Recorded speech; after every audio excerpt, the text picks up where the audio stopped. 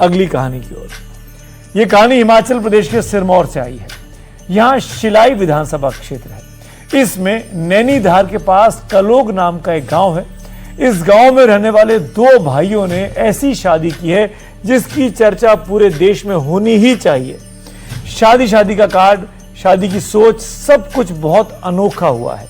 इसकी खासियत का कीवर्ड है संविधान। जी हां, हैशटैग संविधान। शादी और संविधान आप भी सुन गए हो, चौंक गए होंगे। हम भी चौंक गए थे जब हमने एक साथ दो वर्ड सुने, शादी और संविधान।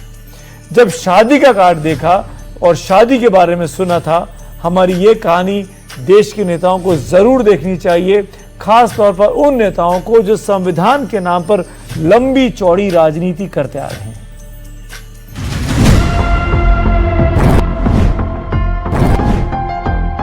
ये शादी का कार्ड है, किसी राजनीतिक जलसे का पोस्टर नहीं है।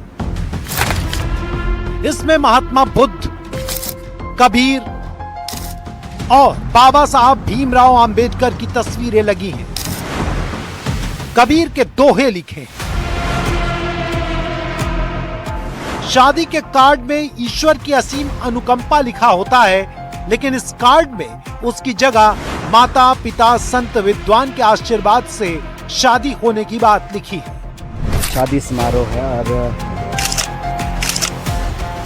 शनिवार 25 अक्टूबर को शादी हुई है। दो भाइयों ने एक साथ शादी की है, सुनील के साथ ऋतु और विनोद के साथ रीना। अब इस शादी के कुछ वीडियो और तस्वीर देखिए और कहानी को समझने की कोशिश कीजिए।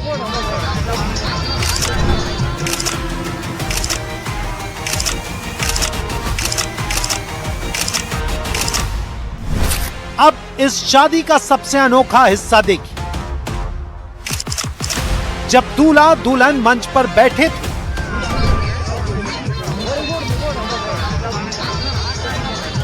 तो दो लोग आते हैं।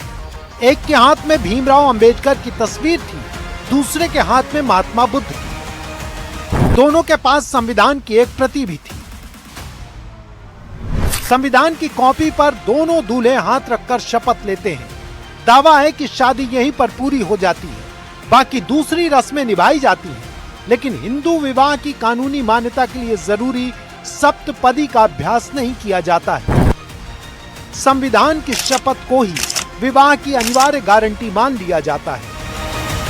संविधान को साक्षी मानकर विवाह पूरा कर लिया जाता है। ना तो अग्निकुंड है और ना ही आग के 7 फेरे और ना ही दूसरे कर्मकांड।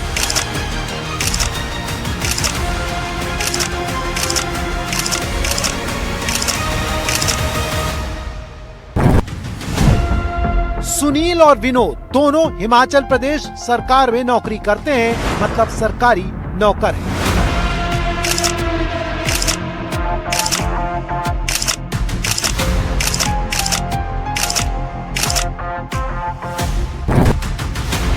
भारत की राजनीति में संविधान खतरे में है कहकर 2024 के लोकसभा चुनाव को आक्रामक बनाया गया।